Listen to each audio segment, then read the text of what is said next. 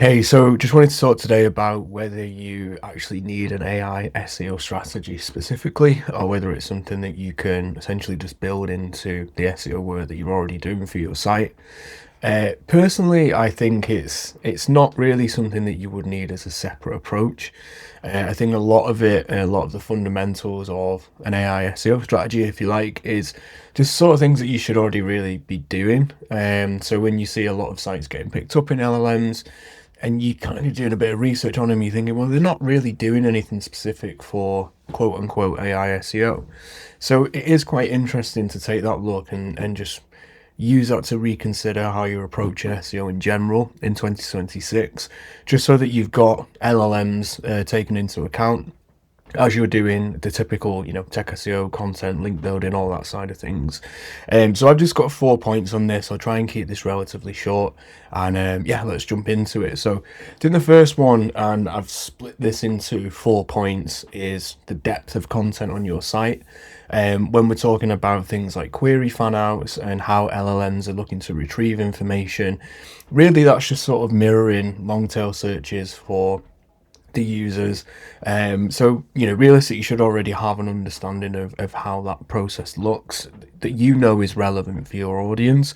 And then that's where a reliance on tools like Ahrefs or SEMrush maybe at that level isn't required as much anymore.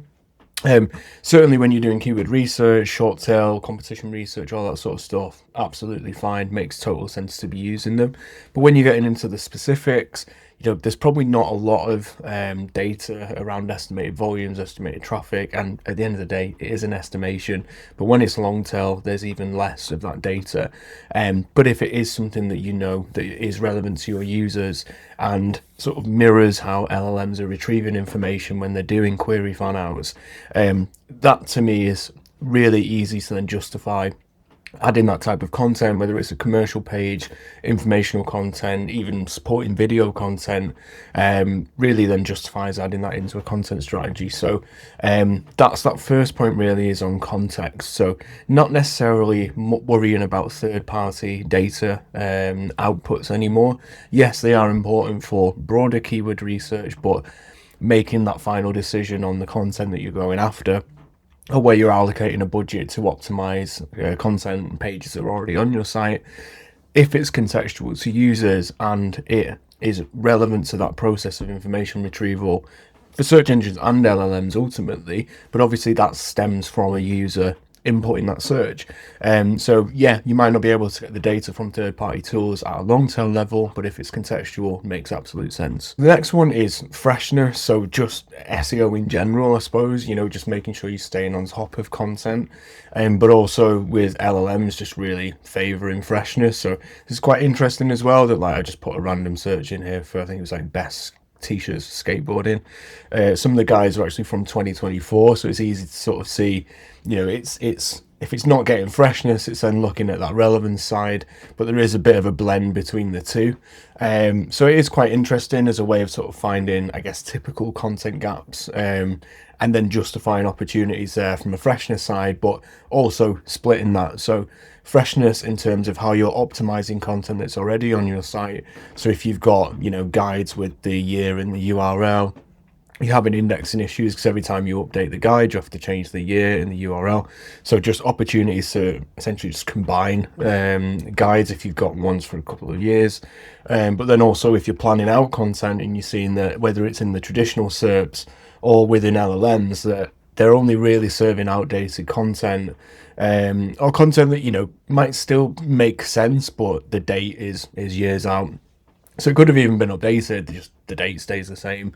That's also then a really nice opportunity to justify from that freshness side. Oh, there's a clear opportunity here for us to just go after something where there's real freshness lacking from an LLM side and within the traditional search results. Minimum content requirements. So this is quite interesting when you're looking at the sources from LLMs, but then also how what they're serving changes based on the type of search. So if I did something like best plumbers in Manchester, You can see that review sort of star ratings, they're coming straight from the Google business profile. So, if you're in local SEO, really, really important. I mean, we know obviously that side of things for the maps results is really important anyway, but even more so with LLMs that you're seeing that there. And then you're also seeing that pulled through. And then also having a look at the type of sites that are being quoted. So you will find that a lot of them are these external, review platforms, but looking at averages in terms of the minimum amount of content that you need, based on what's being covered by competition. Look at or try and find competitors that are cited sort of in traditional search results and within LLMs as well, and also within maps results. So you can start to see, right, is it case studies they've got, is it services? Aside from reviews, which we know are really important, this is a nice way of trying to build up a sort of bank of content that I'm not saying go and do, 25 blog posts, 30 blog posts. This is much more about looking at opportunities where you can say, right, they've got this at the service level, they've got these types of case studies. So, from a trust perspective, if nothing else, for users, you have the right type of content when they land, but then also you can see how that content then adds up for sort of traditional SEO and within the LLMs as well. And then the final thing, which is, I suppose, going back to the context point, is also just relevance of content. So a lot of time, when I speak to clients, or there's people who just go for like generic SEO packages, there's just content sort of sold in as a, X amount of words per month, X amount of links per month. And, they may be working off something like a SEMrush export or a Hrefs or whatever. But what I tend to see is that they're not looking a lot at internal data. And also it's just a box ticking exercise. So even more important from an AI SEO sort of LLM side is the content that's going onto the site serves a real relevant purpose. And again, going back to the query fan out approach, this tool is really cool, Wellows.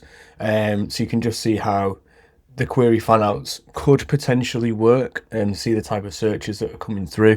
So this one was best streetwear brands for low budgets, was the search that I put in, and you can see how these start to then fan out. So when it comes to that content side, even if you are working to a set amount of content each month, if that's like budget based or time based, or that's just the way that you want to work things, make sure that you've got that relevance angle at the forefront of that content planning. And a lot of this relates back to traditional search results as well. It is already the type of thing that you would be building out standalone FAQ pages, long form articles, shorter articles, whatever it is that you need, to build up a relevant bank of content that is contextual for your audience, and just keep that at the forefront. Is this relevant for the audience, and does this add to the sort of topical authority of the site? Does this relate to how query fan outs are actually working for these types of clusters, these types of topics, as you get into those longer tail searches? The second one is link building. For this, I've just put external signals everywhere. And I'm saying that because it's really easy to sort of hone in on one strategy and just go all in on that and not doing anything else. Whereas from the LLM side, which I think is really interesting, that you're seeing a lot of smaller publishers and sites being cited that, maybe if you were just superficially looking at DR, they might not even come across your radar, but they're actually legitimate bloggers, legitimate publishers. They're not private blog networks. So that's quite interesting to see the difference in, I suppose, sources that are these smaller bloggers that you maybe, if you're doing a, say, traditional link analysis from your competition, you might just sort of breeze past them. So that's a really interesting point. Obviously, things like using a platform like Quoted from an expert commentary side, doing sort of manual, if you like, expert commentary opportunities based on your niche. These sorts of things are really important as well, just for broader brand building. Ultimately, obviously, you start to get featured in the likes of the Mirror, MSN, Yahoo. You can put that on your homepage, really sort of show that level of trust. And sometimes these journalists will link to products, to collections. Most of the time, it's either to the homepage or the about page. But as a link building approach, long term, and as brand building, I certainly wouldn't shy away from any digital PR activity. I just think it's really interesting from those smaller publishers that you might otherwise overlook if you're just looking at, yeah, metrics like DA, DR.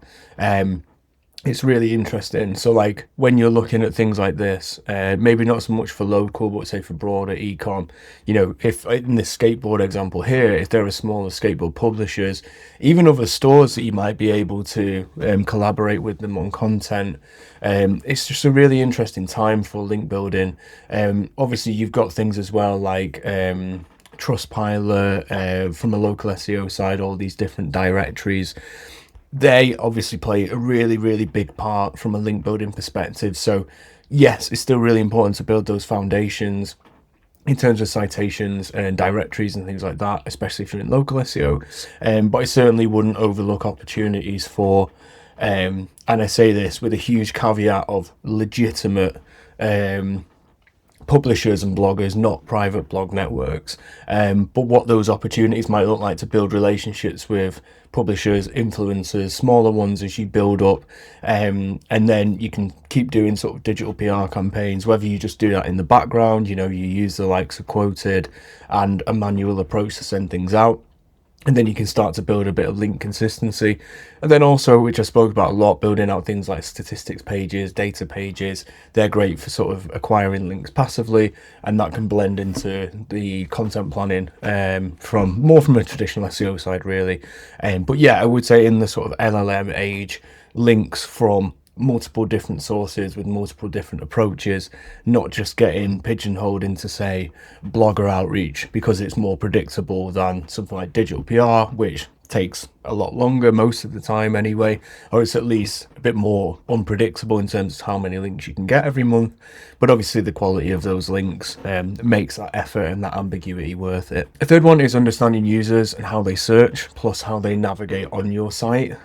So yeah, my first point on the content side of things, so obviously mapping out audience personas, how are they gonna find your product, find your services, what is the type of content at each stage that you need to produce. That is something really, like, let's be honest, we should be doing that already. So like I was saying at the start, where you're not necessarily relying on third-party tools, because your users better than a third-party tool will. Yes, they're helpful for the keyword research side of things, but you have to have that understanding to start to get data back. But they're also not the be all and end all of keyword research, of planning out content opportunities. I certainly wouldn't shy away from, let's call them, zero volume opportunities that might show up in a tool, because I know it's relevant for an audience. So even if the actual clicks that come in from the search results or LLMs are pretty low, the chance of a conversion is still really high.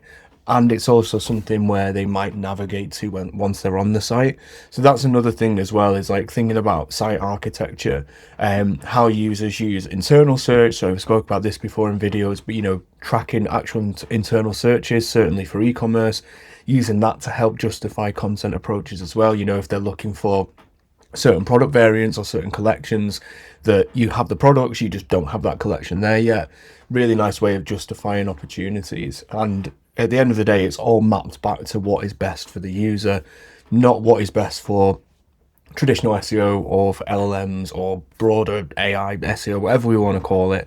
It all starts and ends with ultimately, the revenue drivers, which is your users at the end of the day. And then finally, use of YouTube and frequent sources within LLMs to support your organic visibility. I just keep going on and on about platforms like YouTube, but it's a Google-owned property, certainly within AI overviews, and also like what we're seeing in ChatGPT, Perplexity, YouTube as a source. Reddit is also important. I'm not in the camp of like sort of trying to game the system with Reddit. I think it's much better to sort of have long-term brand building and value add than it is going buying 1,000 Reddit comments. I just feel like those types of things, if you want to test it, absolutely fine, but I'm not sold on that as an approach. I'm thinking, if you've got a certain budget, it makes much more sense to keep looking at that long term and building out authority long term. Yeah, of course it takes longer, but there's just less potential wasted budget really, for something that, you know, Reddit might really start to clamp down on these types of things, whereas something like YouTube and, you know, Google owned property, certainly it's hard to see how they're not going to keep pushing that. So yeah, when it comes to AI SEO, I suppose it's not just website specific. It's much more about how you communicate as a brand organically across all these different platforms. So that's what I was saying. Like from a link building side, you want to be everywhere. You want to be in those conversations, whether it's digital PR, publisher outreach, working with influencers, the data that you build to attract links passively. But then also from a content side, it's not just about the content that's going on your website. It's opportunities to go within, you know, YouTube search, even the likes of TikTok, Reels, now that they're indexed. It's a really, really exciting time for SEO ultimately. And, you know, AI SEO really is just an extension of these sort of core pillars of traditional SEO. So actually, you know, it can feel a little bit overwhelming and a little bit ambiguous about where you even start, but hopefully this gives some pointers on, you know, it's not a total other realm that is completely outside of what you're already doing. I think now is just the time to have that shift and that thought process of, you know, how does what we're doing already then add and really start to build up opportunities on an LLM or an AI SEO strategy side as well. So yeah, hope that was helpful. Keep an eye out for some more videos like this, and I'll catch you in the next video.